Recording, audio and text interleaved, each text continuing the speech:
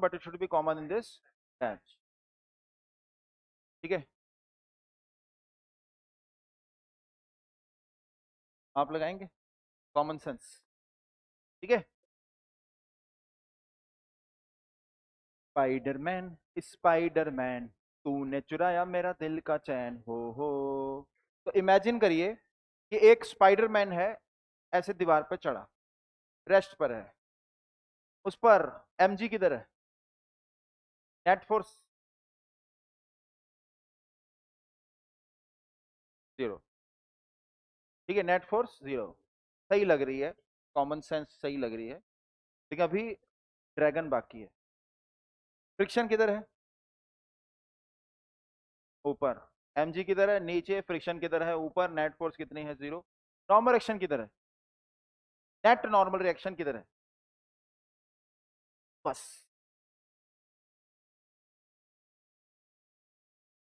गलत बता दिया।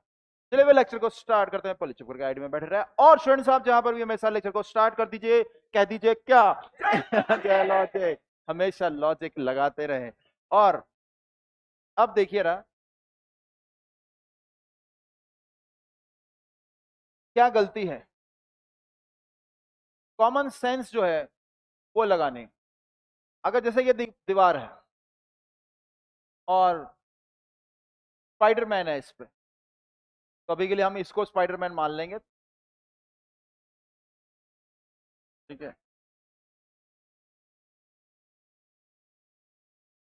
ठीक है।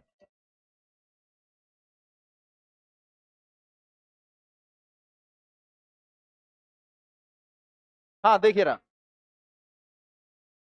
हाँ अब देखिए रहा, एमजी फोर्स, एमजी नीचे लग रहा है, फ्रिक्शन ऊपर थोड़ा साइड में दिखा रहा है, ये देखिए, ये रहा फ्रिक्शन, ये रहा एमजी। अब जो नॉर्मल रिएक्शन है, अगर आपने कहा कि सर नॉर्मल रिएक्शन ऐसे कुछ दिखाएंगे, तो यहां पर देखिए नेट फोर्स 0 नहीं हो पा रही, तो मैंने कहा था कि भाई कॉमन सेंस लगानी, और मैंने प्रॉपर हिंट भी दिया ये पूछ के कि नेट फोर्स उस पर कितनी है, स्पाइडरमैन पर। तो नेट फोर्स स्पाइडरमैन पर जो है वो 0 है, आपने बिल्कुल सही कहा, फ्रिक्शन किधर है, ऊपर, एमजी किधर है, नीचे, लेकिन नेट नॉर्मल रिएक्शन जो है वो किधर है, वो तो 0 होना चाहिए, ठीक है। तो 98% लोग इसमें नॉर्मल रिएक्शन ऐसे ही बताते हैं, तो ये गलत है। क्यों? क्योंकि अगर नॉर्मल रिएक्शन राइट साइड है, तो ये राइट साइड चलेगा, न्यूटन का लॉ लगेगा, राइट साइड इसकी एक्सेलरेशन आ जाएगी, मूव करेगा। तो where is the flaw? Normal reaction अगर 0 है तो फ्रिक्शन फिर 0 हो जानी चाहिए, तो कौन बताएगा?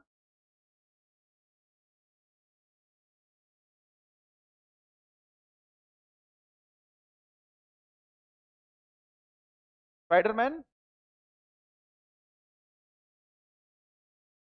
इन्होंने कहा स्पाइडरमैन दीवार पर नॉर्मल रिएक्शन लगा रहा होगा और दीवार भी स्पाइडरमैन पे लगा रही होगी, दोनों एक दूसरे को कैंसिल कर देंगे।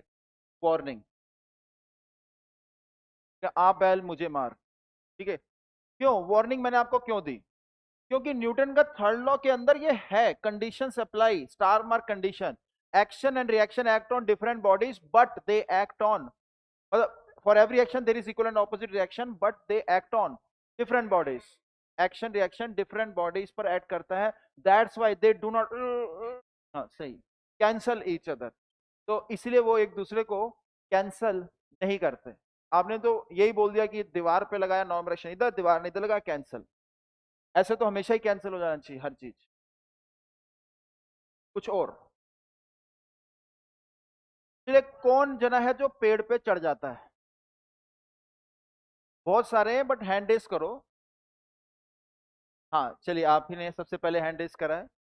तो जब पेड़ पे चढ़ते हैं, तो उस टाइम पर, जैसे इमेजिन करिए आप पेड़ पे चढ़े हुए हैं, ठीक है, तो पेड़ पे चढ़े हुए हैं, ऐसे पेड़ पे चढ़ रहे हैं, तो लेग्स ऐसे हैं, ठीक है, देखिए ये लेग्स और हैंड्स ऐसे, तो अगर आप हैंड से पेड़ को अपनी तरफ खींच रहे हो, तो लेग से क्या करोगे आप? पुश कर रहे होंगे, ऐसे ही होता है। तो नेट फोर्स एक तरीके से आप पर नॉर्मल एक्शन के द्वारा क्या हो रही है? 0। लेकिन जो फ्रिक्शन है वो हाथों पर भी एक्ट करेगा और लेग्स पर भी, मतलब पांव पर भी एक्ट करेगा, और वो ऊपर की तरफ रहेगा। एक बार फिर से, जब आप पेड़ पे चढ़ते हैं, या फिर आप खुद सोचिए कि अगर पेड़ पे चढ़ने की कोशिश कर रहे हैं, तो आप पैर रखते हो पेड़ पर और फिर हाथ से उस पेड़ की टहनी या फिर कहिए प्रॉपर जो स्टेम है उसका, उसको पकड़ के अपनी तरफ खींचने की कोशिश करते हो और फिर इस तरह से ऊपर उसके ऊपर चढ़ पाते हो। क्योंकि जब आप उसको अपनी तरफ खींचोगे तभी पैरों से दबा पाओगे। अगर आप उसको सिर्फ अपनी तरफ खींच रहे हो तो आप पर फोर्स लग गई पेड़ की तरफ, तो आप पेड़ के साथ चिपक जाओगे। ऊपर जाना है तो आप पैर से पुश भी करते हो और हैंड से जो है अपनी तरफ खींचते हो, पुल करते हो। क्योंकि नेट फोर्स कितनी होती है, नॉर्मल रिएक्शन कितना होता है, 0। ठीक है, एक एग्जांपल और ले लेते हैं। जैसे मान लीजिए मुझे दीवार पे चढ़ना है, तो मैं यहाँ पर दीवार पर हाथ रखता हूँ और चढ़ने की कोशिश करता हूँ, स्लिप हो जाता हूँ। लेकिन अगर मैं दीवार को खींच पाया अपनी तरफ तो मैं चढ़ सकता हूँ। ठीक है ना।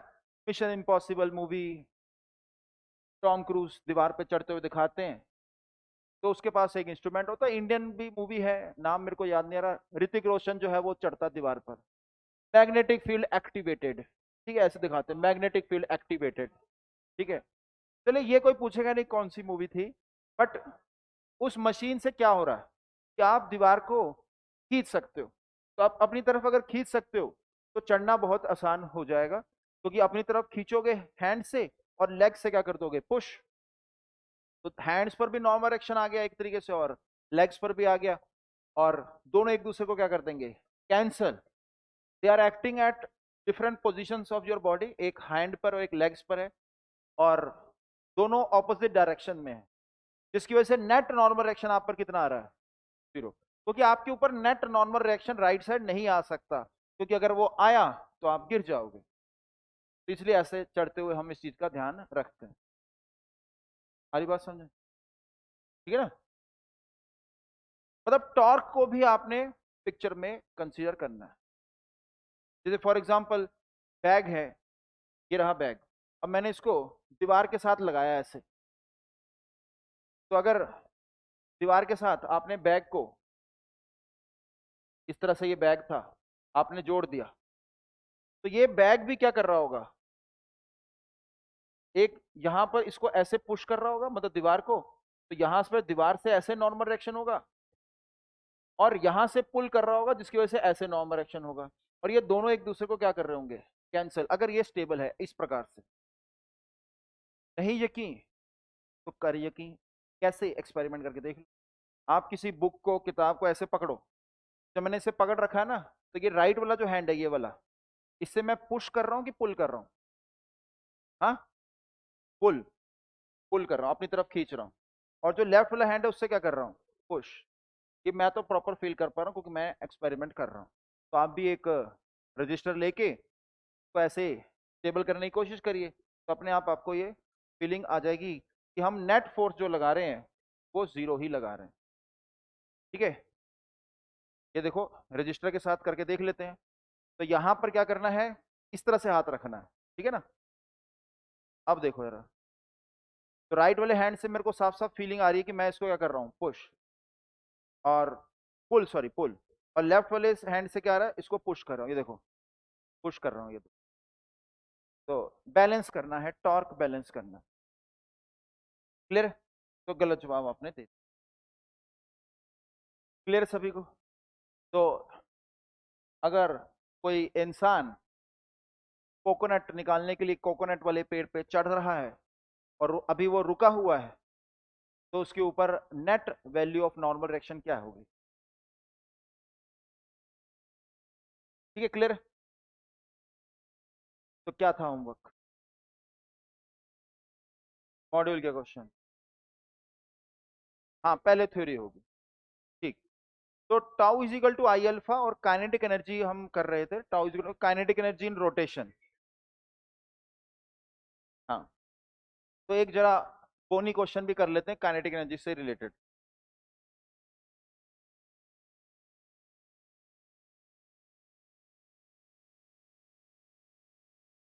देखिए,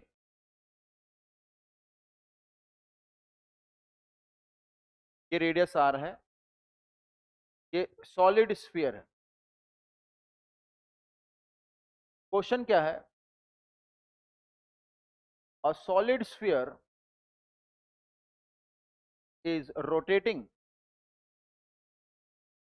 about an axis passing through its diameter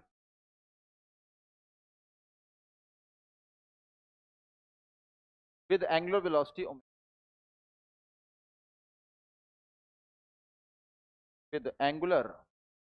velocity omega. Find its kinetic energy.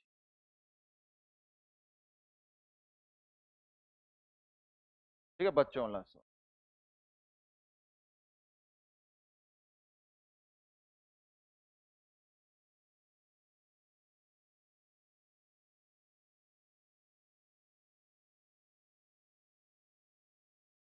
जब केकड़ा मैन ने घूमते हुए शक्तिमान को टच किया था तो शक्तिमान के घूमने वाली एनर्जी के कारण फाइनली केकड़ा मैन उसमें चला गया था, मिक्सी चल गई थी।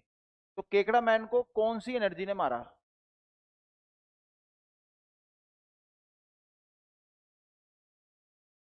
Rotational kinetic energy. ठीक है, रोटेशनल काइनेटिक एनर्जी ने।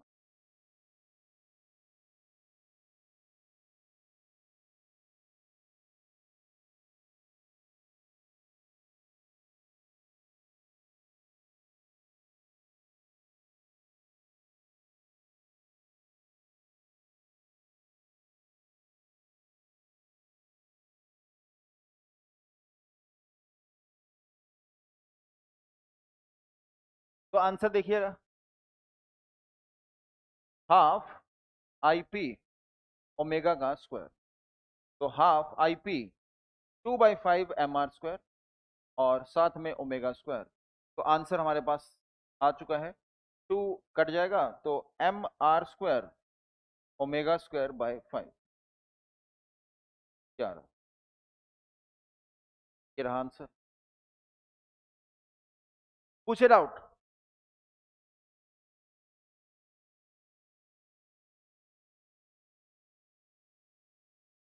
विद एंगुलर वेलोसिटी ओमेगा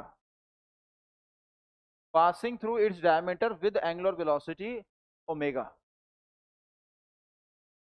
मतलब क्या है ये पूछ रहे, मतलब क्या है कि डायमीटर के थ्रू पास कर रहा है। सॉरी, ये देखिए ये रही एक्सिस, देखो मैंने उठा के फेंक दी। ये एक्सिस कहां से पास कर रही है? डायमीटर। क्योंकि अगर एक्सिस कहीं और से पास करती तो मोमेंट ऑफ इनर्शिया डिफरेंट आ जाता।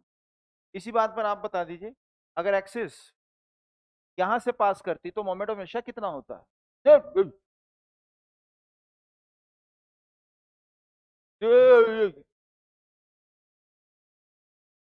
लिखो कॉपी पे। नहीं, जो बताएगा ट्रांसफर हो जाएगी वार्निंग उस पर।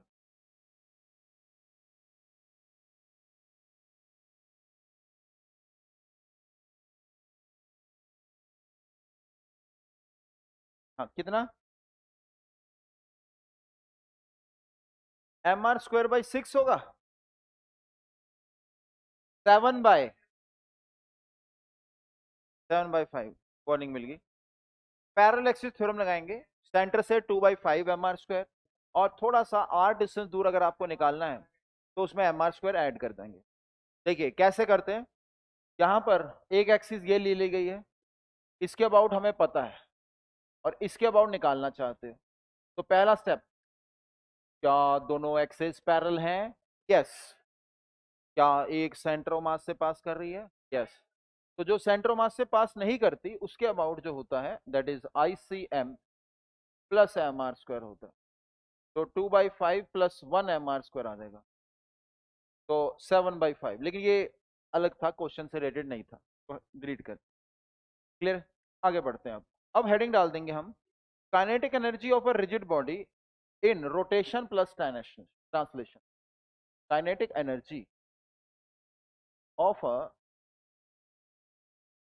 Rigid body in rotation plus translation. तो kinetic energy of a rigid body in rotation plus क्या, ट्रांसलेशन। तो ये हमारे पास नेक्स्ट हेडिंग आ रही है। हमने देखा कि ट्रांसलेशन में काइनेटिक एनर्जी का फॉर्मूला होता है half M B C M square. Rotation के अंदर फॉर्मूला होता है half I P omega square.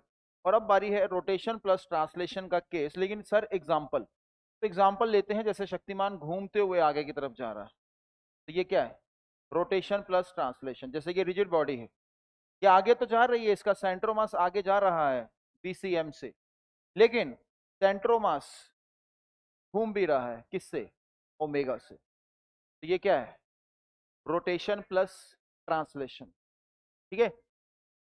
असुर को मारना है, कृष्ण जी ने सुदर्शन चक्र चलाया। तो सुदर्शन चक्र क्या है, ठीक है ना। तो सुदर्शन चक्र जो है रोटेट कर रहा है अपनी एक्सिस पर, और आगे की तरफ जा रहा है, फिर असुर की गर्दन पे जाके फिर वो वहां पर मशीन चल जाती है प्रॉपर। तो रोटेशन प्लस ट्रांसलेशन। ठीक है।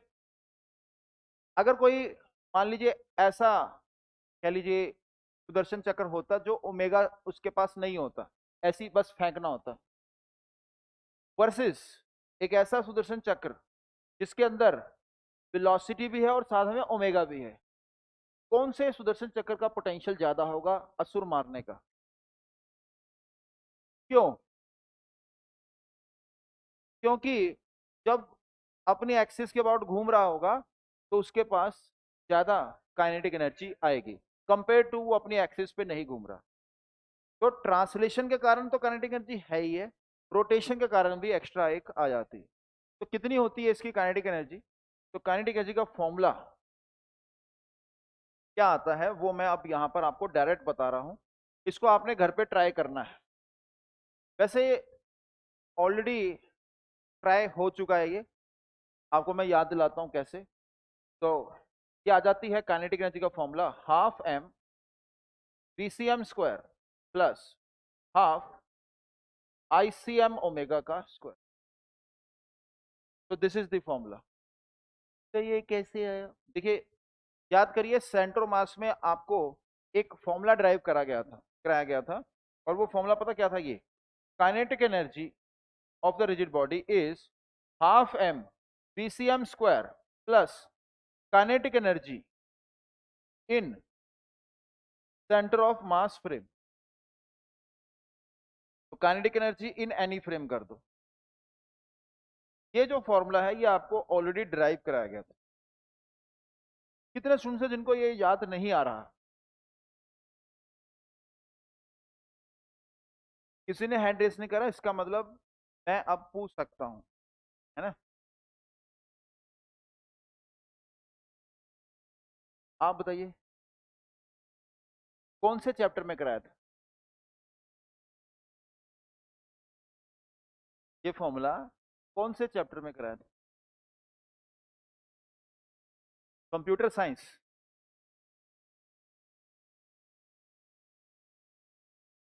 Com com QM, centre of mass, computer science. बैठ चुके, वार्निंग। तो kinetic energy of a rigid body in rotation plus translation ये था। और ये वाली वैल्यू क्या आती थी याद है, हाफ म्यू बी रिलेटिव का स्क्वायर। अब याद आ रहा है। अब ये हाफ म्यू वी रिलेटिव का जो स्क्वायर था वो दो पार्टिकल के लिए था। म्यू था m1 m2 upon m1 + m2। Kinetic energy in centre of mass frame कैसे निकालेंगे। तो ladies and gentleman please welcome mister Chintu. तो देखिए चिंटू यहां पर आ चुका है, सेंटर पे बैठ चुका है। तो इसको जो है कैसा मोशन दिख रहा होगा, शुद्ध रोटेशन, शुद्ध रोटेशन। फील आया, किसको फील नहीं आया, कोई बात नहीं, इनको आया है। ठीक है। देखिए सेंटर ऑफ मास पर बैठ के आपको प्योर रोटेशन दिखेगा। तो जैसे आपको नहीं आया फील, आया कि नहीं आया? नहीं आया। तो मान लीजिए आप बन जाते हो मक्खी, ठीक है, मक्खी, इमेजिन करो मक्खी बने हुए, ठीक है, नहीं नहीं, मक्खी मक्खी, मक्खी जो है वो पॉजिटिव है, ठीक है, उसको कोई नेगेटिव कहाँ होगा? डेंगू का नेगेटिव होता है, मलेरिया, मच्छर वगैरह, ठीक है, मक्खी से अच्छा।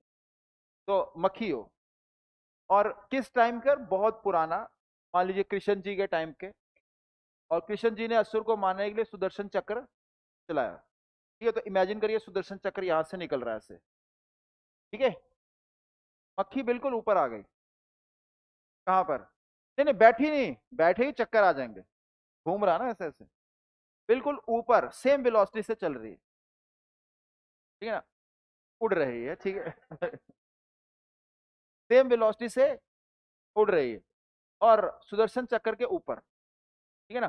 तो ऐसे में सुदर्शन चक्र जो है वो किस तरह का मोशन करते हुए हमें दिखाई देने वाला? ऐसे देखिए, यहां पर ऐसे घूम रही है ओमेगस, और यहां पर हमने कहा कि एक मक्खी है, ठीक है, तो मक्खी जो है let us suppose right side जा रही है v स्पीड से, और सेंटर भी कितनी स्पीड से जा रहा है? v से। तो अब ये सुदर्शन चक्र कैसा मूव करता हुआ दिखेगा? शुद्ध रोटेशन, प्योर रोटेशन, ठीक है। एक एग्जांपल लिया, किनको नहीं आया समझ में? आ गया जबरदस्ती, एक और एग्जांपल, ठीक है, कई बार जबरदस्ती भी एग्जांपल दे दिए जाते हैं, समझ में आ गया, लेकिन जबरदस्ती मेरी मर्जी, ठीक है ना, पढ़ाने वाला तो मैं ही हूं।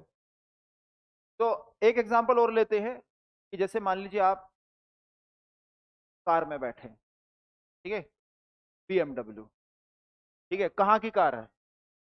कौन सी कंपनी, मतलब कहाँ की कंट्री है ये? नहीं पता, भाई ऐसी BMW, मर्सिडीज,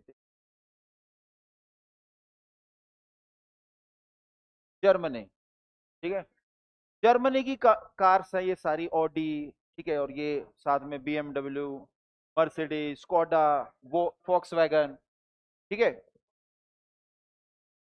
सस्ती जो कारें हैं जनरली जापान, है ना, जापान की होती हैं, ठीक है, और बाकी USA की शेवरले वगैरह है, वो मतलब मिक्सचर है बेसिकली।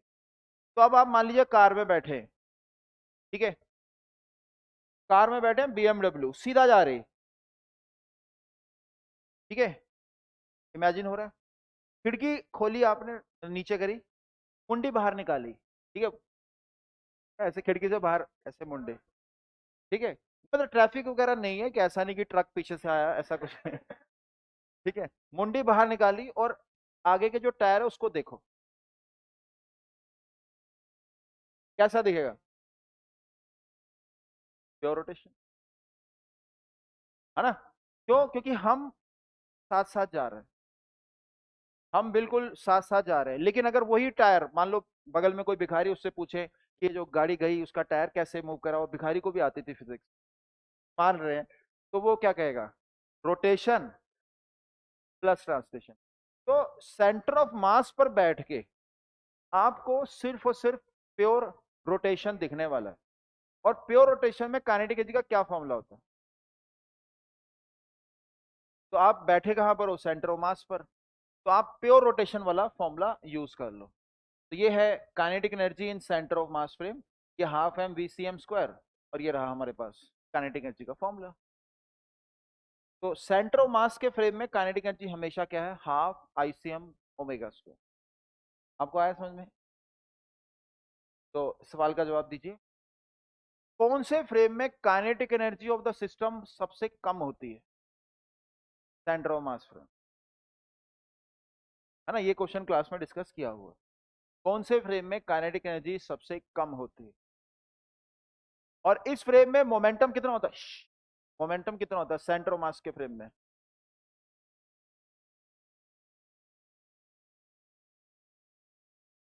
सवाल कर रहे हैं या आंसर दे रहे हैं?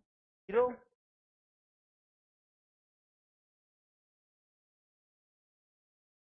जीरो होता है। अगर एक्सटर्नल फोर्स लग जाए तो होगा मोमेंटम जीरो। वार्निंग आपको पहले तो नहीं मिली? मिली थी आपको? मिली थी? यहां पर किसी को बोला था तो वार्निंग मिल गई। अगर एक्सटर्नल फोर्स लग जाए तो भी जीरो, और ये भी क्लास में डिस्कस किया था और आपने बोल दिया नहीं। अगर एक्सटर्नल फोर्स लगे या ना लगे, सेंट्रोमास के फ्रेम में मोमेंटम हमेशा सिस्टम का होता है जीरो, ऑलवेज। तभी सेंट्रोमास के फ्रेम को क्या कहते हैं? Zero momentum frame. इस फैन का मोमेंटम कितना है, ये जो फैन घूम रहा है, हमारे रिस्पेक्ट में इसका मोमेंटम कितना है? क्लास में डिस्कस किया हुआ सवाल है, जीरो, क्योंकि इसका सेंट्रोमास रेस्ट पर।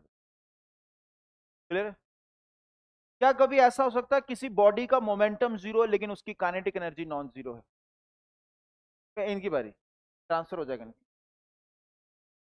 एग्जाम्पल,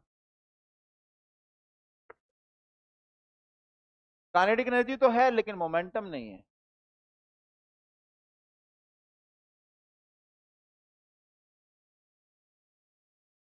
टाइम भी है इसके अंदर 10 सेकेंड।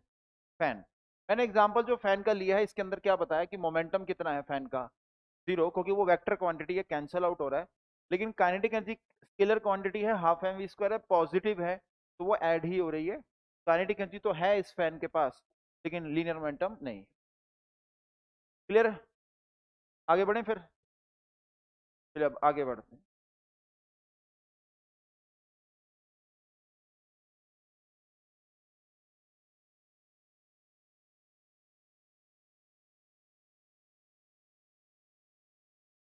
सिंपल सा बच्चों का सवाल, find kinetic energy of the rod. एक रॉड है, सेंटर जो है वो v स्पीड से जा रहा है और omega is the angular velocity. तो इमेजिन इस तरह से कर सकते हैं कि आप मान लीजिए आपकी पिटाई हो रही है और आप टीचर से बहुत तेज भाग गए, तो टीचर ने क्या करा, डंडे को फेंका ओमेगा देके, तो ऐसे ऐसे जा रहा, मतलब आगे भी जा रहा है और घूम भी रहा है। मास m है, मास शुड बी गिवन, तो मास जो है m है, तो इसकी काइनेटिक एनर्जी क्या होगी? सबसे पहले आइडेंटिफाई करिए केस कौन सा है, क्या ट्रांसलेशन है?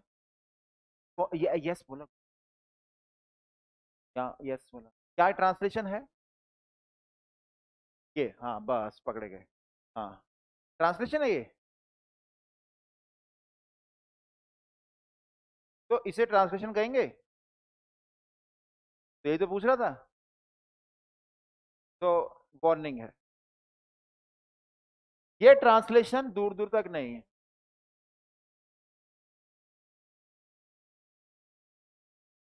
ये मैंने पूछा था कि ये ट्रांसलेशन है,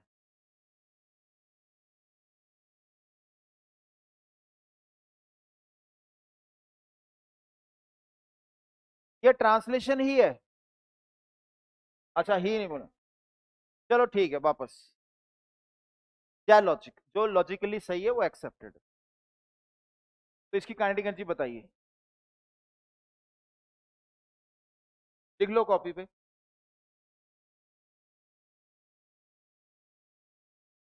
तो केस आइडेंटिफाई किया गया।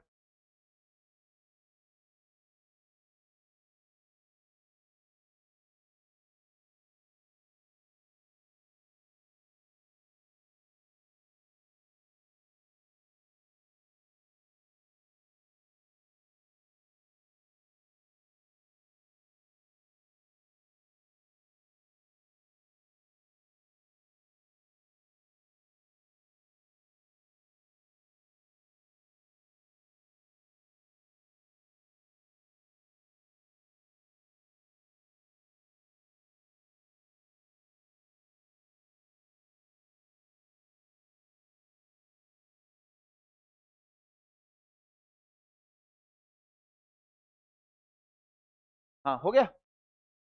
देखिए पहले हम फॉर्मूला लिखते हैं। काइनेटिक जो फॉर्मूला होता है, हाफ m बीसीएम का square plus half ICM omega का स्क्वायर, तो ये आ जाएगा हाफ mv² और प्लस हाफ ml² / 12 ओमेगा का स्क्वायर। तो ये आंसर होना चाहिए, सिंपल बस। तो ये हो गई इसकी काइनेटिक एनर्जी। बोलो, क्लियर है? कोई डाउट? हाँ डाउट। इसका मोमेंट ऑफ इनर्शिया ml² / 12 ही क्यों लिए, ml²/3 लेना चाहिए? टां, टां, टां, टां, टां, टां। ये बताओ जरा, ये ICM है ना, तो ये किसके अबाउट होगा? तो फॉर्मूले में आपको जो ये लिखना ICM, तो वो लिखना है इसके अबाउट, सेंटर ऑफ मास के अबाउट। आपको क्लियर हो गया? हाँ, फिर से। एक्चुअल रोटेशन क्या है? एक्सिस ऑफ रोटेशन क्या है? किस एक्सिस के अबाउट ये रोटेट कर रहा है? नहीं, देखो देखो, थोड़ा क्वेश्चन डिफरेंट सा है। अभी के लिए आप ऐसा करो, मान लो जो हमें दिख रहा है, जैसे कि ये आगे की तरफ जा रहा है और सेंटर ऑफ मास के अबाउट घूम रहा है। हाँ मतलब ऐसे ये बाहर की तरफ ऐसे ऐसे घूम, ये एक्सिस। जैसे डंडे को अभी मैंने फेंकते हुए दिखाया था ऐसे, तो ऐसे जब फेंका तो ये इस प्रकार से घूम रहा है और आगे की तरफ जा रहा है, तो क्लॉकवाइज घूम रहा है, तो मोमेंट ऑफ इनर्शिया कितना आ रहा है? ml²/12। तो एक्सिस कौन सी है? तो सेंटर ऑफ मास से पास करने वाली एक्सिस। लेकिन मैं यहां पर क्या बोलना चाह रहा था कि थोड़ा सा डिफरेंट सवाल है, बिकॉज यहां पर एक्सिस ऑफ रोटेशन जो है, नहीं नहीं, थोड़ा अलग सा कंसेप्ट है। एक्सिस ऑफ रोटेशन यहां पर आप किसी को भी कह सकते हैं, रिजिड बॉडी पे कहीं पर भी बैठिए। देखिए आपके लिए स्पेशल इन्होंने प्रैक्टिकल करके दिखाया, ठीक है, कि आपने जब फेंका तो ये सेंटर ऑफ मास है, और ये देखिए सेंटर ऑफ मास के अबाउट रोटेशन यहाँ पर हो रहा है। तो ये देखिए सेंटर ऑफ मास के अबाउट रोटेशन हो रहा है, और ऐसे ये बॉडी जो है वो आगे जा रही है। ठीक है, तो वीडियो पे भी दिखा देते हैं भाई, ये देखिए प्रैक्टिकल देख लीजिए, ऐसा कुछ हो रहा है, ये आगे की तरफ जा रही है। ठीक है, तो रोटेट कर रही है और आगे की तरफ जा रही है। ठीक है भाई, फिर ठीक है, ठीक है, मोटिवेशन नहीं मिला ना, वो किसी ने क्लबिंग करने की कोशिश करी। नहीं नहीं नहीं, रहने दो, कोई जरूरत नहीं ना, कई बार होता है। ठीक है। ना ना ना ना, ठीक है ठीक है ठीक है। ये मैं स्टूडेंट की बात कर रहा हूँ कि स्टूडेंट ने कोशिश करी कि भैया ट्रैफिक मारे, लेकिन किसी ने कुछ रिप्लाई करा ही नहीं। ऐसे हो, बस बस अब कुछ नहीं। तो वो, नहीं नहीं, बस ठीक है ठीक है ठीक है। तो मैंने अभी बताया क्या, कि जो एक्सिस ऑफ रोटेशन है वो एक्चुअल में होती है सारी, मतलब ये रोटेट कर रहा है, किसके अबाउट रोटेट कर रहा है? तो इसका करेक्ट आंसर ये नहीं है कि सेंटर ऑफ मास के अबाउट ही रोटेट कर रहा है। करेक्ट आंसर है, ये रिजिड बॉडी पर कहीं पर भी बैठिए, रिजिड बॉडी उसी पॉइंट के अबाउट रोटेट करता हुआ दिखाई देगा। फ्रेंड्स माइंड,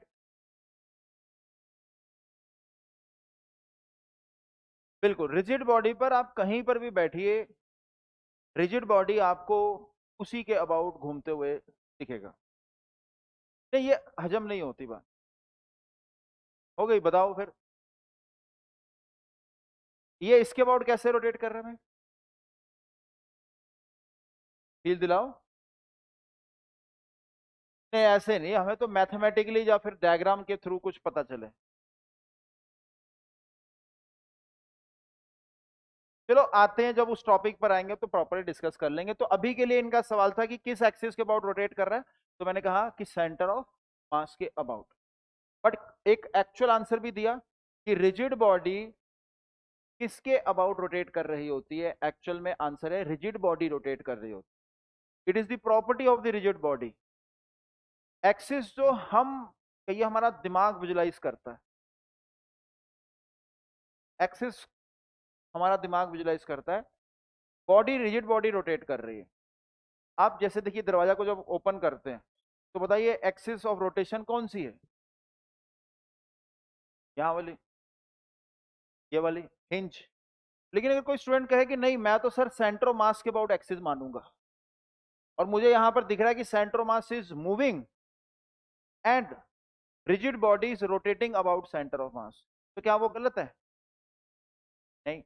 लेकिन आपको देखो फीलिंग तब आएगी जब आप इस चीज को चेक करके कंक्लूड करेंगे। जैसे देखिए ये एक रॉड है, ये रॉड जो है इस पॉइंट के अबाउट हिंज्ड है, ठीक है? तो ये किधर की तरफ घूम रही है? ऐसे घूम रही है, ओमेगा, ठीक है? मैं सेंस दिखा देता हूँ ऐसे। तो ओमेगा अगर ऐसे तो एक्सिस कौन सी है? ऐसे बाहर वाली, ठीक है? इसकी लेंथ मान लेते हैं कुछ रॉड की एल है, और इसका जो मास है वो है एम। क्वेश्चन करा रखा है, एक बार दोबारा से करते हैं। Find kinetic energy of the rod at the shown instant. Concentration level high, जैसा कि बताया है कि रोटेशन जो है वो ड्रैगन है मैकेनिक्स का, तो अभी तक सब कुछ चंगा चंगा लग रहा है। तो मेन पार्ट जो है जिसमें दिक्कतें आती हैं वो स्टार्ट होने वाला है, रोलिंग वाला पार्ट।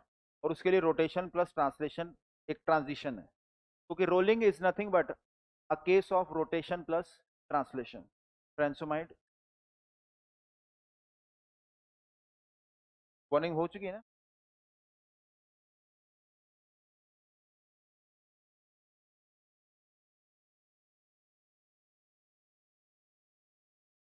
बहुत ही खास चीज बताई गई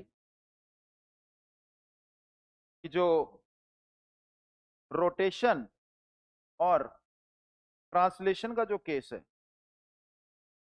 रोलिंग जो है it is a case of rotation plus translation. Sheet तो पूरी हो गई भाई, कोई नहीं, मैनुअली टाइप कर देते हैं। टाइप मैनुअली नहीं हो रहा। क्रॉस का काउंट 1, कोई नहीं, हो जाएगा। मतलब नाम तो शो करेगा बट बैच नहीं शो करेगा, तो बैच जो है वो हम बाद में डाल देंगे, ठीक है? तो आप तो देख ही सकते हो ना, लिस्ट देखना आता है ना। तो kinetic energy of the rod at the shown instant कितनी होगी काइनेटिक एनर्जी? तो बताइए जरा। ये होगी हाफ ml²/3 ओमेगा स्क्वायर। यहां तक कोई दिक्कत नहीं है? आपको लग रहा है कि हाँ सही तो है? रॉड किसके अबाउट घूम रही है? हिंज के अबाउट। अब मान लीजिए, यहां पर ध्यान दीजिए ना,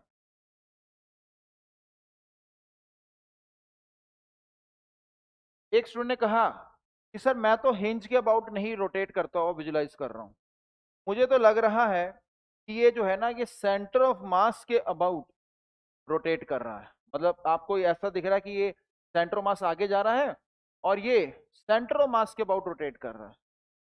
किसी ने कहा कि मुझे तो ऐसा विजुलाइज हो रहा है। सुदर्शन चक्र वाले केस में भी मैंने सेंटर ऑफ मास देखा, ओमेगा देखा। रॉड के केस में भी मैंने सेंटर ऑफ मास देखा, ओमेगा देखा। क्योंकि अगर रॉड सर आगे जाएगी और सेंटर ऑफ मास के अबाउट घूमेगी, ऐसा ही मोशन होगा उसका। ऐसा मोशन हो रहा है कुछ, तो रॉड आगे जा रही है, सेंटर ऑफ मास के अबाउट घूम रही है। तो अब ऐसे वाले केस में काइनेटिक एनर्जी निकाल के देखते हैं जरा क्या आती है। तो अब मैं यहां पर केस कौन सा मान रहा हूं बताइए? रोटेशन प्लस ट्रांसलेशन का, यानी कि मैं फॉर्मूला ये लगाने वाला हूं, हाफ mvcm² प्लस क्या होता है, हाफ ICM ओमेगा का स्क्वायर। तो ये फॉर्मूला लगा रहा हूं, हाफ एम VCM कितना होगा? L/2 ओमेगा होगा, क्योंकि सेंटर की कोई वेलोसिटी पूछे तो कितनी है? L/2 omega, V equal to R omega. तो यहां पर मैंने VCM की जगह रख दिया L/2 ओमेगा, और ICM की जगह क्या रख दिया? ml² बाय 12, 3 नहीं, सर क्यों? क्योंकि मोमेंट ऑफ इनर्शिया जो है हम सेंटर ऑफ मास के अबाउट डालेंगे फॉर्मूले में, रोटेशन प्लस ट्रांसलेशन वाले केस। और जब आप यहाँ पर जरा सिंप्लीफाई करें, देखिए जरा क्या आ रहा, M L square by 12 common ले लिया जाए, हाफ भी चलो कॉमन ले लिया जाए, तो यहाँ पर 1/4 आएगा और यहाँ पर आ जाएगा 1/12, तो एलसीएम 12 हो जाएगा। और half M L square 12, sorry omega square, यहाँ पर 12 एलसीएम है, तो ऊपर आ जाएगा 4, तो यानी कि नीचे कितना आ जाएगा 3, यानी कि we are getting the same result. तो यहाँ पर और यहाँ पर we are getting same result. तो जिससे ये पता चल रहा है कि जो सवाल था कि ये रॉड किसके अबाउट रोटेट कर रही है, तो एक्चुअल में आंसर है कि rod is rotating. Rotation is the property of the rigid body, तो रिजिड बॉडी रोटेट कर रही है। सर मेरा सवाल था एक्सिस किधर से पास कर रही है, तो माय आंसर इज जहां पर आपको विजुलाइज करना आप कर लीजिए। चाहे तो आप सेंटर मास के अबाउट घूमता हुआ मान लीजिए, या फिर आप कहाँ पर बॉटम मोस्ट पॉइंट के अबाउट रोटेट करता हुआ मान लीजिए। लेकिन थोड़ा फास्ट मेथड कौन सा था यहाँ पर, बॉटम मोस्ट पॉइंट वाला, हाफ आई पी ओमेगा से, इसलिए हम ये कर रहे हैं। अदरवाइज ये तो जनरल फॉर्मूला है, ये कभी भी काइनेटिक एनर्जी किसी रिजिड बॉडी की निकालनी है, यूज दिस फॉर्मूला। अगर ट्रांसलेशन का केस होगा तो ओमेगा कितना, अंडा फ्रेंड्स माइंड।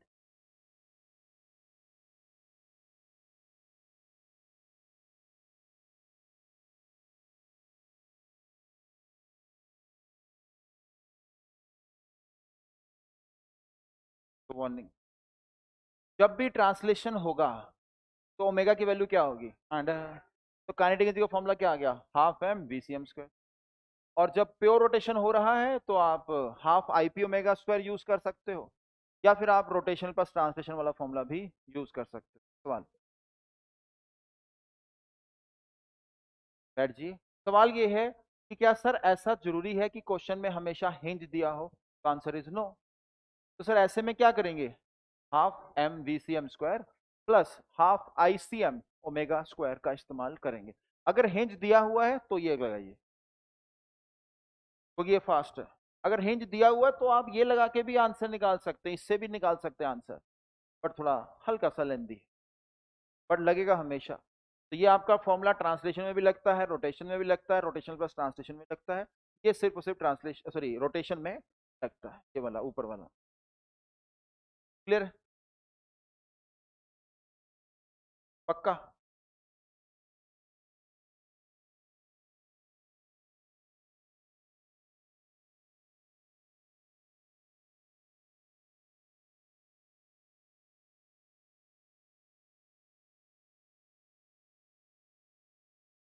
चलिए नेक्स्ट, चलो ये देखो, काइनेटिक एनर्जी के लिए हमने अल्टरनेट अप्रोच एक लगाई।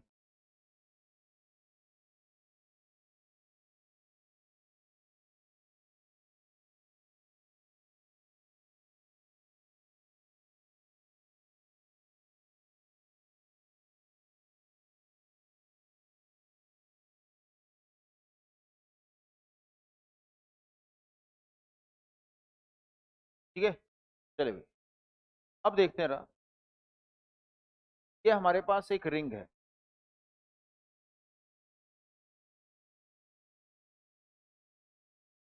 और ये रिंग रोल कर रही है, v स्पीड से आगे जा रही है, ओमेगा से घूम रही है, ऐसे दर्शन चक्र की तरह।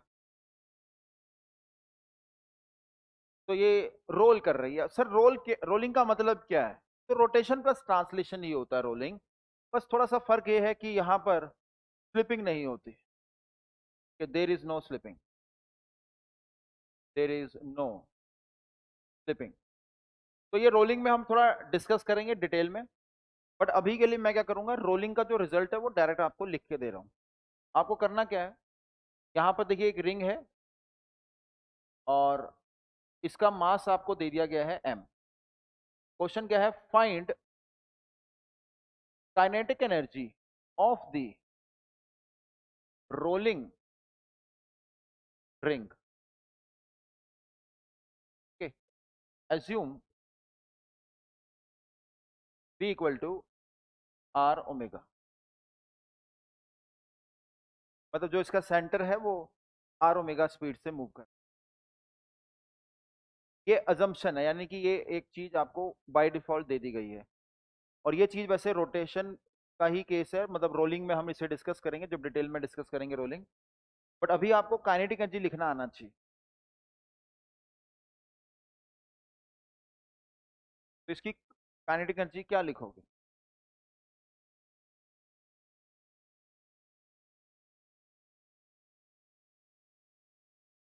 हाँ, आंसर एम और वी में दीजिए, एम और वी की terms. M V square by two, half M V square, यही M V square.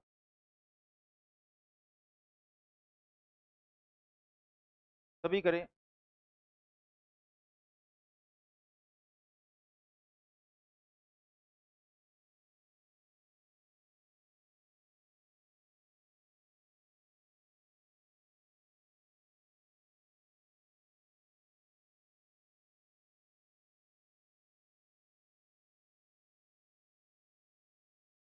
M V square ना, चलिए डिस्कस करते हैं। सबसे पहला सवाल, हाँ जिन्होंने अपने बालों को हाथ लगाया, हाँ जी यहाँ पे, ये बताइए फॉर्मूला कौन सा लगेगा? रोटेशन प्लस ट्रांसलेशन ना, यही बोल रहे हो? ठीक है, बैठ जी। तो रोटेशन प्लस ट्रांसलेशन का जो फॉर्मूला है, हाफ एम बीसीएम का square plus half ICM omega का स्क्वायर। ठीक है, अब हम ये फॉर्मूला लगाते हैं। एक और सवाल, आवाज जो अच्छी तरीके से नहीं पहुंचती ना, तो आईसीएम की वैल्यू मैं क्या डालूं, ये सवाल है आपसे, क्योंकि पता होना चाहिए। हाँ, रिंग के सेंटर मास से पास करने वाली axis, I equal to R omega होगा। पक्का सहमत है? सहमत है, ऐसे ऐसे करिए। हाँ, तो V equal to R omega होता है, I equal to R omega नहीं होता। रिंग के सेंटर से पास करने वाली axis, moment of inertia, symmetric axis, bonding मिल गई। सभी स्टूडेंट जिनको आता है वो बोलेंगे, जिससे मुझे आइडिया लगेगा कि कितने स्टूडेंट्स को आता है। एम आर स्क्वायर, ठीक है, याद रखना। तो मोमेंट ऑफ इनर्शिया जो होता है एक रिंग का about an axis passing through centre perpendicular to the plane of the ring, ये सब बताना जरूरी है।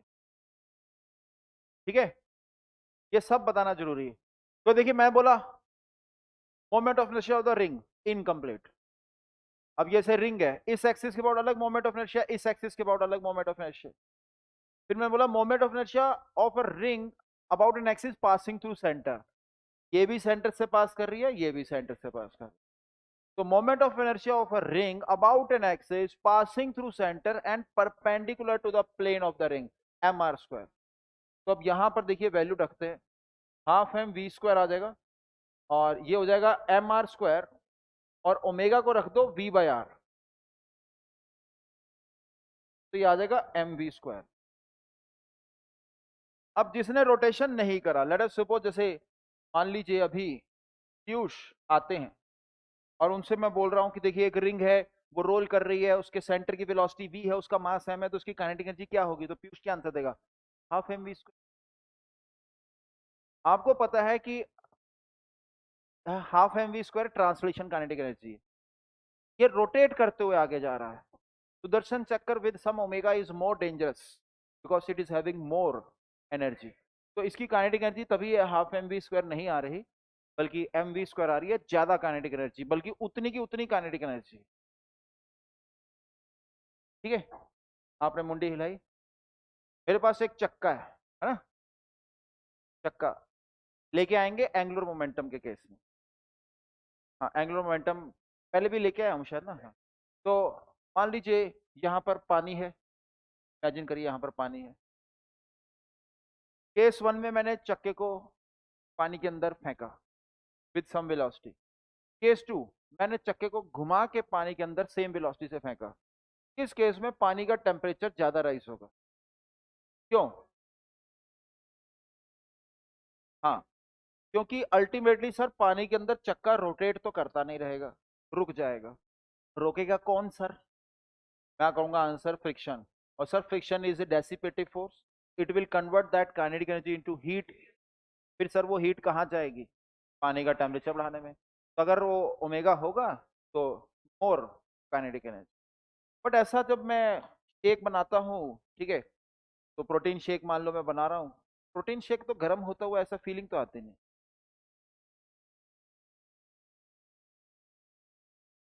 टायर के पास अच्छी खासी काइनेटिक एनर्जी हो सकती है, बिकॉज उसका मोमेंट ऑफ इनर्शिया ज्यादा है, ठीक है।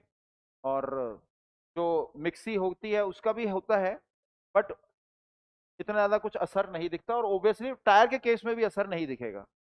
लेकिन अगर टायर को आप कंटिन्यूअसली घुमा रहे हो तो आप इस चीज को प्रॉपर देख सकते हैं कि होगा, टेम्परेचर विल राइज।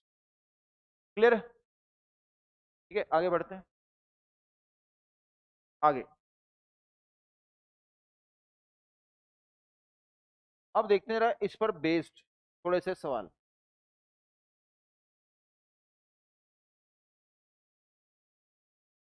ये हमने एक क्वेश्चन करा था कि एक रॉड है, उसे हमने यहां से रिलीज करा, तो जब रॉड वर्टिकल हो गई तो इसके पास कितना ओमेगा है? याद है क्वेश्चन?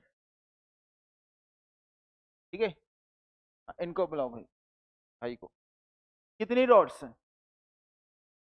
एक है, ठीक है ना। तो यहां पर दो रॉड नहीं है, एक रॉड है। तो वो क्वेश्चन एक बार फिर से करते हैं। Find omega of the rod when rod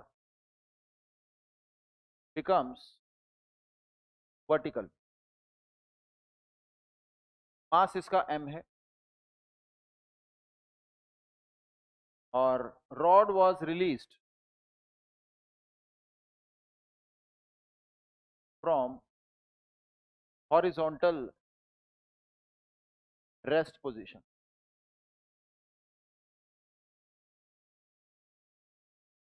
ठीक है, तो इसको हमने ऑलरेडी क्लास में किया है।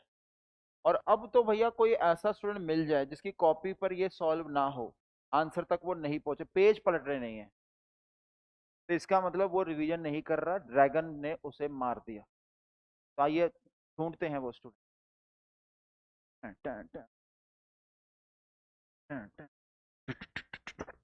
सॉल्व करेंगे।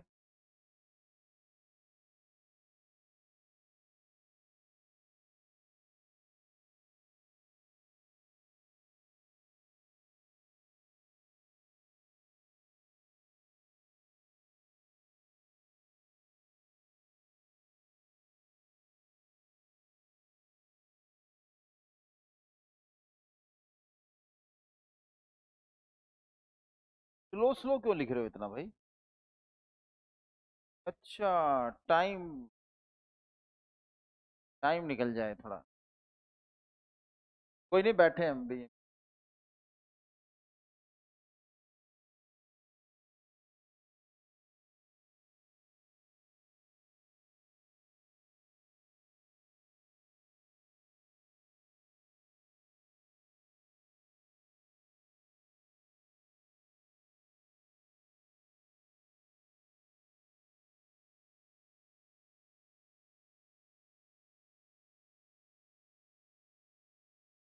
ये पेज पलटे जा रहे हैं चुपके चुपके।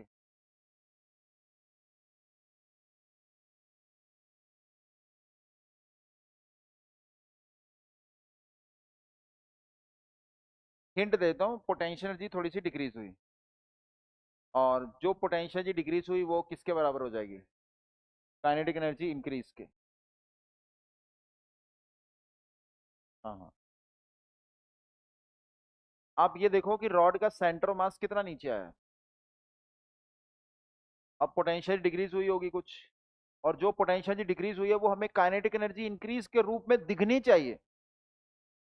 तो decrease in potential energy is equal to increase in kinetic energy, या मैक कह लीजिए। ठीक है, लगाओ ना। सेंटर मास पहले दिखाओ, बिंदु से कहां पर है पहले? रॉड का जब हॉरिजॉन्टली सेंटर मास किधर था? ये तो हिंज है, सेंटर मास किधर था? रॉड का सेंटर मास किधर होता है? देखो लाइट भी चलेगी। रॉड का सेंटर मास किधर होता है, इसमें आप शर्मा रहे हो, जल्दी बताओ।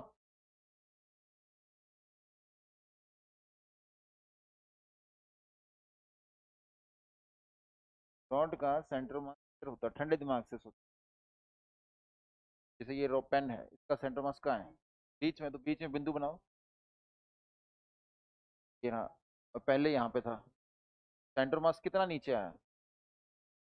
L/2, शाबाश। तो mg L/2, लेकिन शाबाश सिर्फ इसके लिए है, पूरे के लिए नहीं। पूरे के लिए आपकी वार्निंग है। तो लिख low potential degrees mg L/2। और काइनेटिक एनर्जी जो बढ़ी है वो कितनी बढ़ी?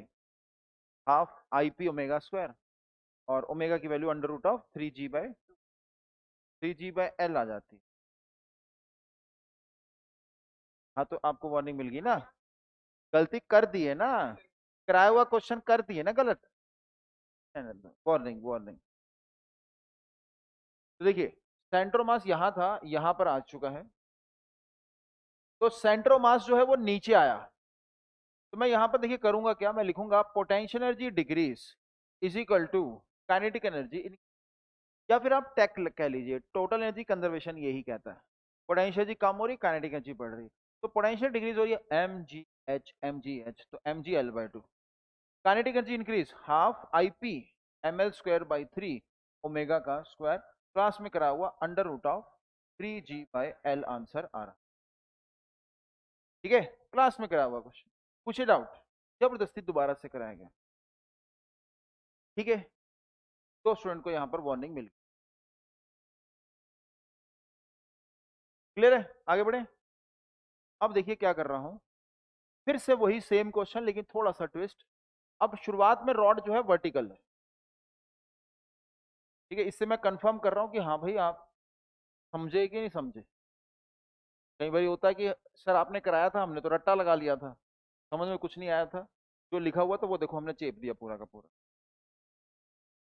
तो अब हम चेक कर लेते हैं। तो यहाँ पर भी वही है, सेम ही सवाल है। तो यहाँ से कॉपी, और यहाँ पर हमने कर दिया पेस्ट, एफिशिएंसी बढ़ा ली।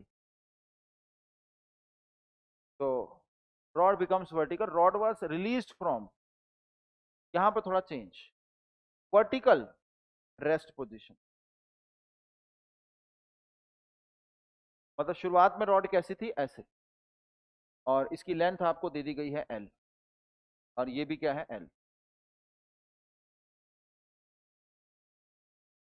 तो वर्टिकली ऐसे रिलीज करा था, थोड़ा, जब नीचे आएगी तो ओमेगा क्या होगा ये पूछा जाए। फिर जब आपने इसको वर्टिकल से छोड़ा तो ये डिस्टर्ब करा, ये जब वर्टिकल हुई दोबारा से तो इसके पास क्या ओमेगा होगा।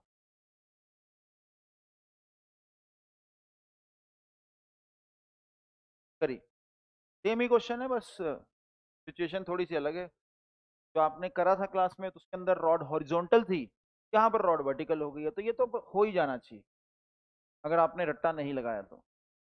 जिन्होंने रट्टा लगाया होगा वो भी लिख देंगे mg L/2 is equal to 1/2 mL²/3 √of।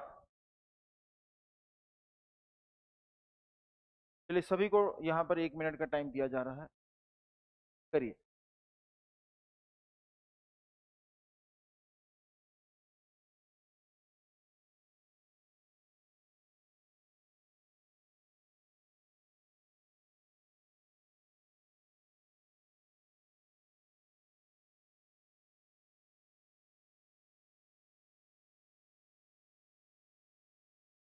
सबसे पहले रॉड का सेंटर मास पर कैमरा फोकस कर।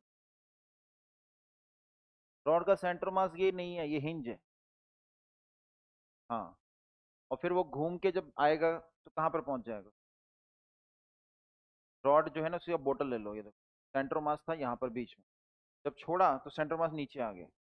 तो सेंटर मास कितना नीचे आया ये सोचो। L/2 बनाओ ना फोटो, पहले यहाँ था, अब यहाँ। सेंटर मास नीचे कितना है? एल आया, तो पोटेंशियल डिग्रीज कितना हो गया, mgl equal to increase in kinetic energy. करना है पूरा, पोटेंशियल डिग्रीज लिखो।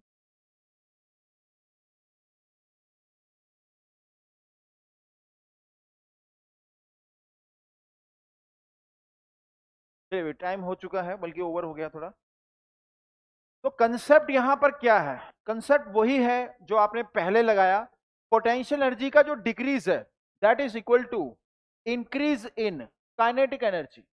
फिर कैसे भैया, यहां पर हिंज का वर्क डन कितना है, वर्क डन बाय हिंज कितना है, एंड अच्छा कौन बोला कैसे, लॉजिक, हिंज तो सर मूव ही नहीं कर रही, जहां पर भी हिंज की फोर्स लग रही है वो तो मूव नहीं कर रही, तो एनर्जी क्या रहेगी, कंजर्व।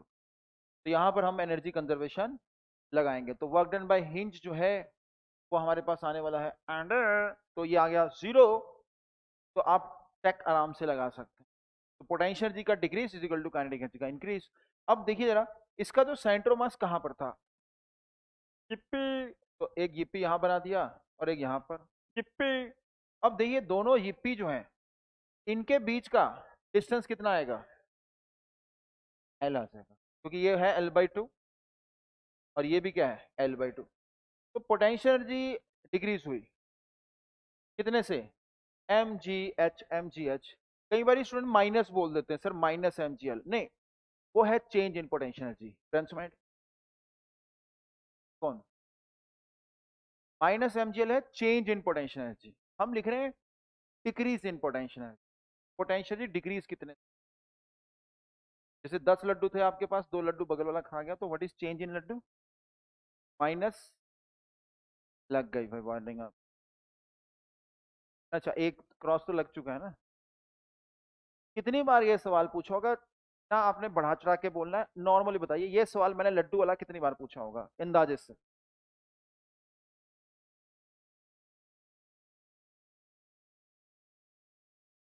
5 से 6 बार। 2 लड्डू खा लिए तो चेंज इन लड्डू कितना, कितना, -2 ना, तो 8 क्यों बोल रहे हैं, तो चेंज इन लड्डू होगा फाइनल माइनस इनिशियल, 8 - 10। ये कितनी बार आपको डिस्कस कर रखा है चेंज समझाते समय, change is always final minus initial, उसके लिए ये एग्जांपल लिया गया था। एग्जाम्पल में भी वही था, 10 लड्डू थे, 2 वाला बगल वाला खा जाता है, कितनी बार खिलवाएंगे हम बगल वाले। लेकिन डिक्रीज इन लड्डू कितना, 2, change in laddoo -2, decrease in laddoo 2। तो यहां पर हम चेंज इन पोटेंशियल नहीं लिख रहे, डिक्रीज इन पोटेंशियल। और काइनेटिक एनर्जी का increase half ml²/3 omega square minus क्या इनिशियल, इनिशियल क्या था 0। तो ये इक्वेशन बन गई है, आंसर आ जाएगा यहां से, तो ये आ रहा है √6g। ठीक है, तो जरा बताइए कितने स्टूडेंट ने ये सही करा है, हैंड रेस कर दीजिए। ठीक है, क्लियर, पूछे डाउट। फाइनल पोटेंशियल जी नहीं होगी, ये पूछ रहे होगी कुछ ना कुछ, चलो आप कोई बात नहीं, ना ना ना कोई बात नहीं, चलो टेक ऐसे करते हैं। ठीक है, तो यहां पर पोटेंशियल जी बोल देते हैं 0, काइनेटिक एनर्जी यहां पर कितनी है, हाफ एम, हाफ एम नहीं, हाफ आई ml²/3 ओमेगा का स्क्वायर। यहां पर काइनेटिक एनर्जी कितनी है, एंड यहां पर पोटेंशियल कितनी है, mgh। तो अब आप टैक लगाइए, तो आप लिखोगे potential energy plus kinetic energy initial is equal to potential energy plus kinetic energy क्या, फाइनल। ठीक है, अब देखिए आप पोटेंशियल एनर्जी इनिशियल कितनी है, mgh। काइनेटिक एनर्जी इनिशियल कितनी है, एंड फाइनल पोटेंशियल कितनी है, एंड तो काइनेटिक एनर्जी कितनी आ रही है, हाफ ml²/3 ओमेगा स्क्वायर। ऐसा सेम इक्वेशन, तो ओमेगा यहां से कितना आ रहा है, √6g/L। अब खुश, ठीक है। तो अगर फाइनल पोटेंशियल कितनी होगी, अगर आपका एक सवाल है तो आप ये लगा लीजिए, हमने यहाँ पर इसको 0 बोल दिया, ये इनिशियल हो गई। लेकिन ऐसे भी सोच सकते हैं, क्योंकि अगर आप ऐसे सोचो या ऐसे सोचो बात एक ही है, पोटेंशियल जितनी डिक्रीज होगी काइनेटिक एनर्जी उतनी इंक्रीज होगी, तभी तो टोटल एनर्जी क्या रहेगी आंसर। आगे बढ़े, चलिए और कोई डाउट है बताओ भाई। सरस्वती माता जी कोई डाउट है, बच्चों से पूछ रहा हूँ, बताएंगे, बताइए भाई। आगे बढ़ते हैं नेक्स्ट। फिर से वही रॉड, फिर से वही केस, यहां पर हिंज्ड। क्वेश्चन भी ऑब्वियसली सेम नहीं होगा, तो फाइंड यहां पर चेंज करते हैं, फाइंड हिंज फोर्स। ठीक है, तो find hinge force of the rod, find hinge force of the rod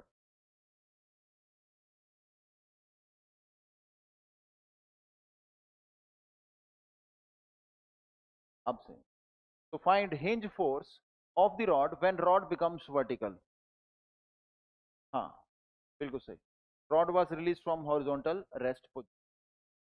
जब रॉड को यहां से रिलीज करा तो ये रॉड हो गई है वर्टिकल, और इस इंस्टेंट पर हिंज का रिएक्शन कितना होगा, मास दे रखा है m, तो इसका मास जो है वो m है, और इसकी लेंथ जो है वो है l। ठीक है ब्रदर्स, कितनी रॉड्स हैं,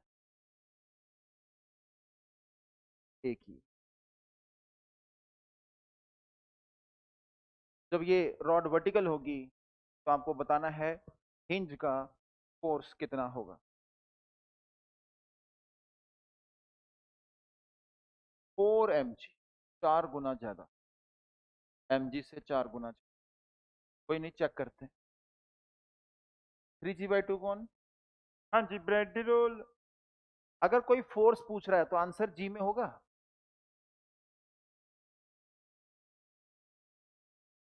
होगा। हाँ यहाँ पर पहले चेक।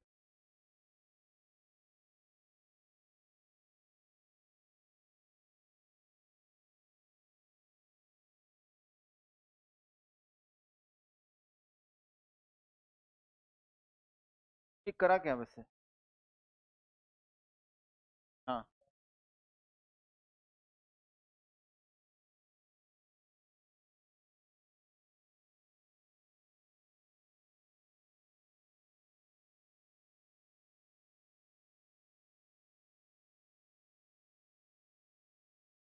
mg/2, इनका 4 mg आ रहा।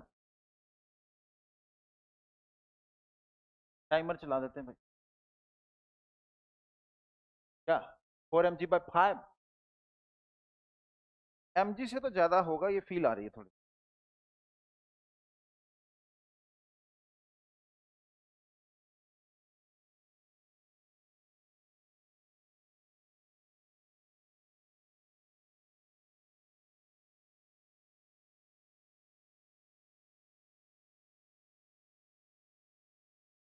आज कितना?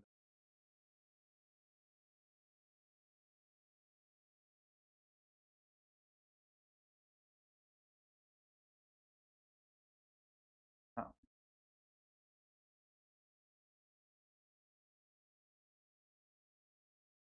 Are R R R R कितना? आर कितना? आर कितना?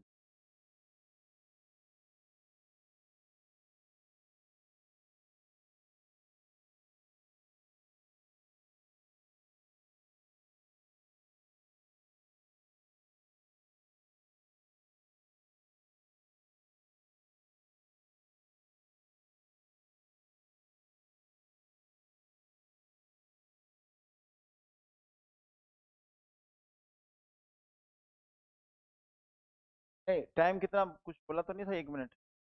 2 मिनट बहुत है, स्टैंडर्ड टाइम 2 मिनट। कुछ नया टाइप का क्वेश्चन है आपके लिए, 2 मिनट। हिंट क्या है? पढ़ लो चाहे कहीं से, सिलेक्शन होगा यही, दूध का कंसेप्ट चमकेगा, कौन पढ़ो।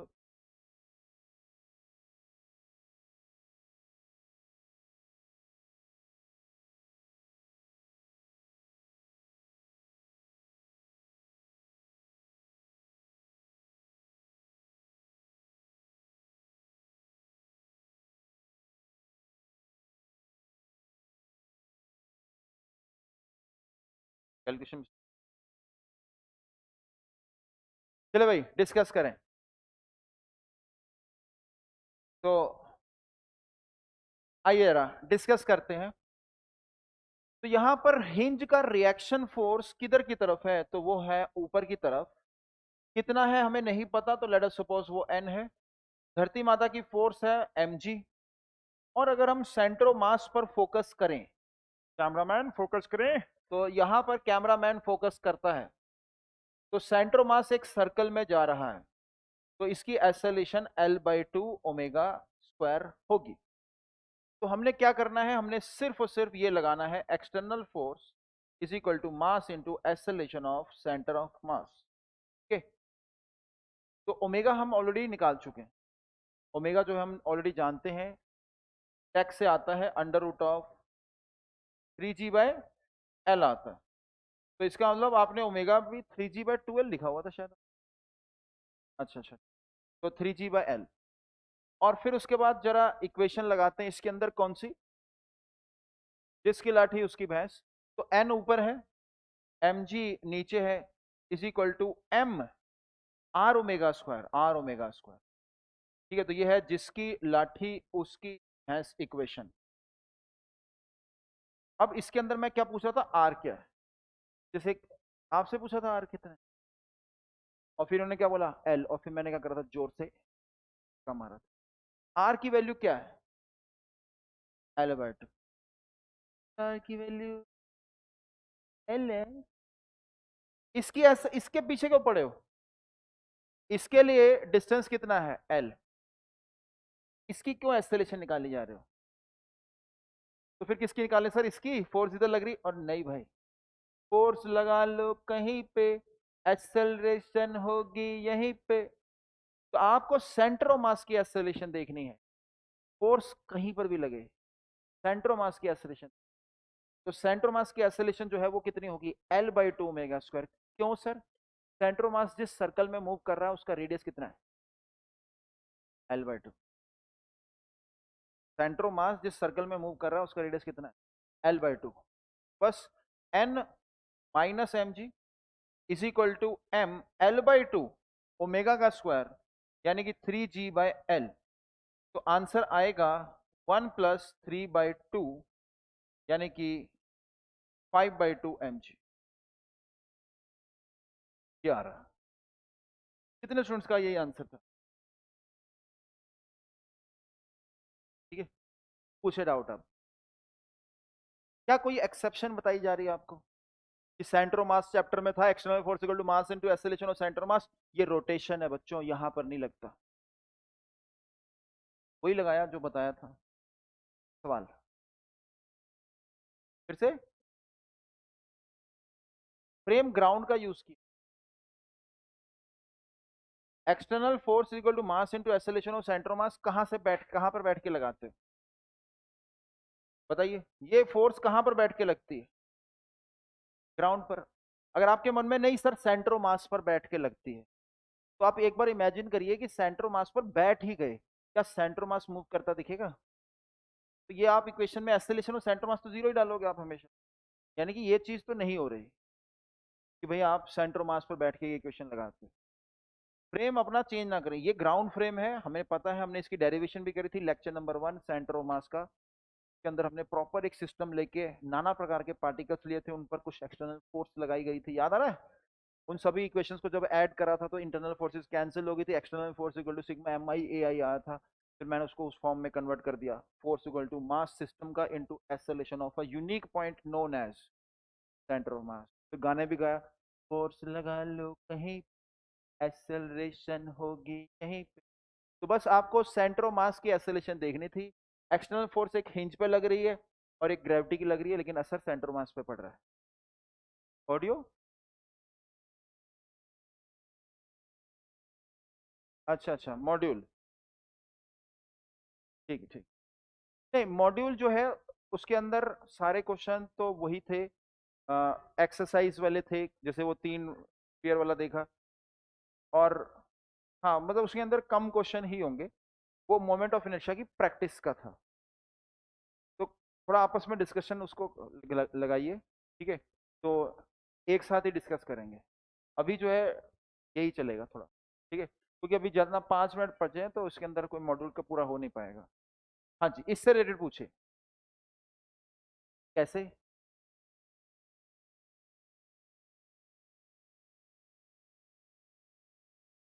अल्फा है L/2 ओमेगा स्क्वायर, ये कौन सा फॉर्मूला है भाई? हाँ, अल्फा L/2 ओमेगा स्क्वायर, ये कौन सा फॉर्मूला है?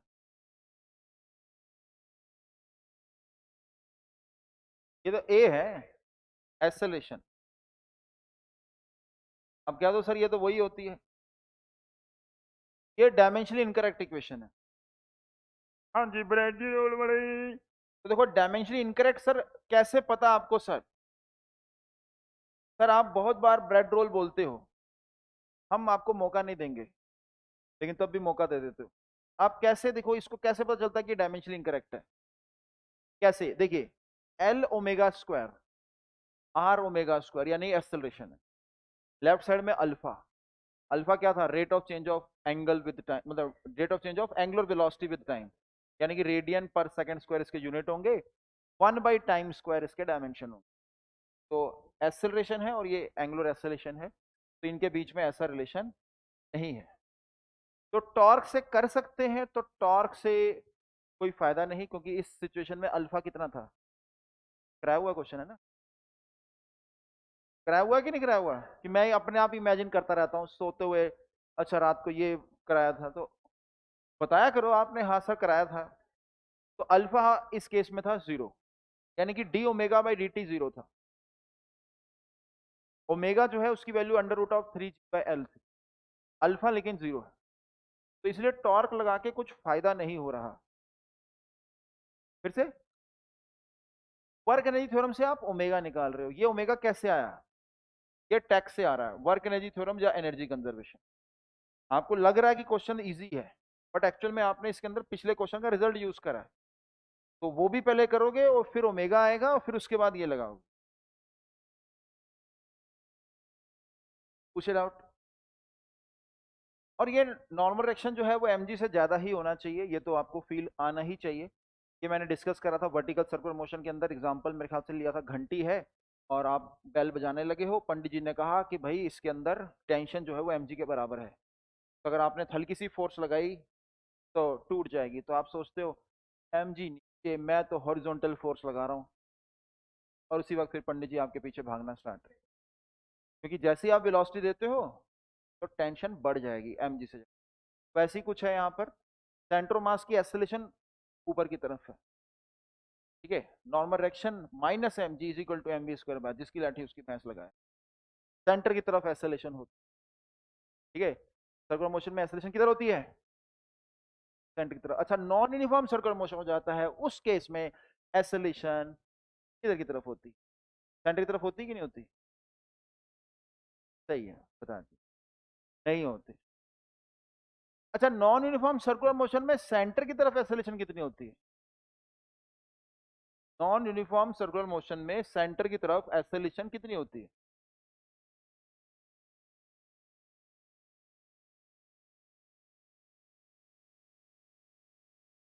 हाँ सही। देखो, एक सवाल ये है कि क्या नॉन यूनिफॉर्म सर्कुलर मोशन चलो भाई, चप्पल आ गई थी बाहर। एक सवाल ये है कि नॉन यूनिफॉर्म सर्कुलर मोशन के अंदर क्या एक्सेलरेशन सेंटर की तरफ होती है? नहीं, इसका आंसर था नहीं, जो उनसे पूछा था, क्योंकि किसी एंगल पर होती है। आपसे पूछा था कि नॉन यूनिफॉर्म सर्कुलर मोशन में सेंटर की तरफ एक्सेलरेशन कितनी होती है, यानी कि मैं कंपोनेंट ऑफ एक्सेलरेशन की बात कर रहा हूं, तो वो हमेशा आर ओमेगा स्क्वायर ही आने वाली। क्लियर ना? तो क्लियर है। तो ये टैक लगाया है, external force equal to mass into acceleration of centre of mass. देखिए, इस क्वेश्चन के अंदर प्रॉपर रोटेशन यूज हो रही है, घंटी बज गई है, लेकिन क्लास तभी छूटेगी जब आप इसी तरह का क्वेश्चन एक और करते हैं, ठीक है, और आपको पता है ये क्वेश्चन कैसा होने वाला है, पता चल रहा है, ये वाला, इस टाइप का। तो you can use this result. ठीक है, तो मैं क्या करने जा रहा हूं, हाँ, क्या लिखना है?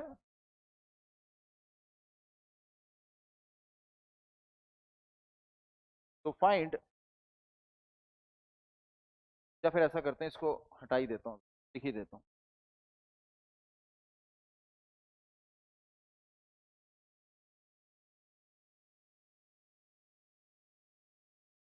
देखिए, एक रॉड थी वर्टिकल, जब उसे छोड़ा तो वो हो गई है फिर से वर्टिकल, ये थी हिंज्ड।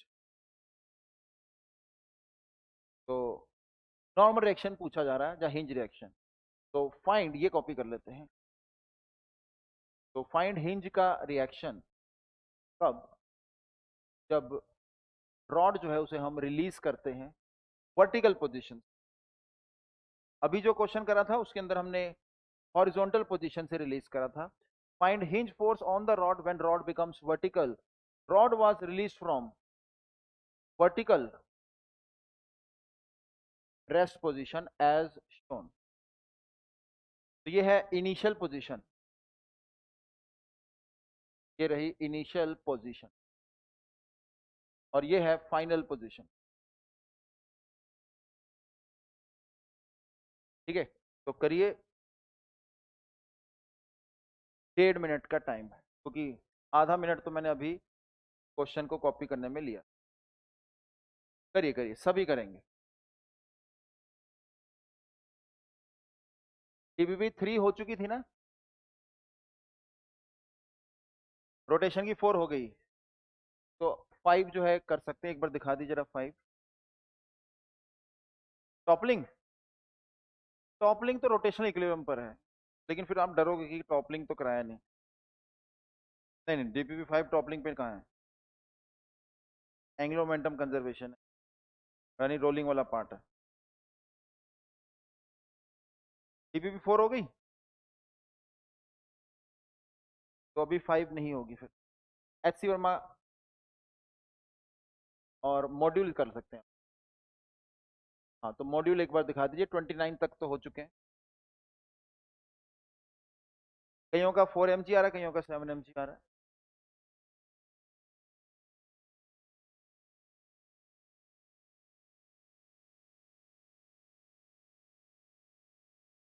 तो हमने 29 क्वेश्चन तक करा था ना, एक्सरसाइज 1।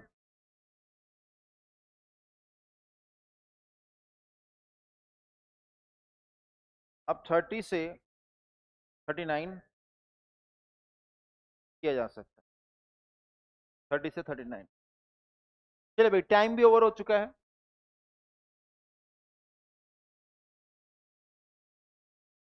तो नेक्स्ट क्लास में एंगुलर मोमेंटम, जब रोलिंग पहले कर लेते हैं, रोलिंग और फिर उसके बाद एंगुलर मोमेंटम।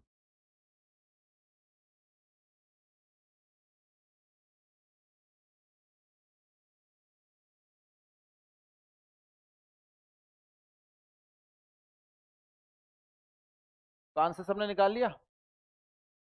क्या आंसर आ रहा? कईयों का 7 mg भी आ रहा है, उनकी आवाज अब थोड़ी बुलंद सी नहीं है। तो आइए जरा डिस्कस करते हैं। देखिए, फोर्स लगा लो कहीं पे, एक्सेलरेशन होगी यहीं पे।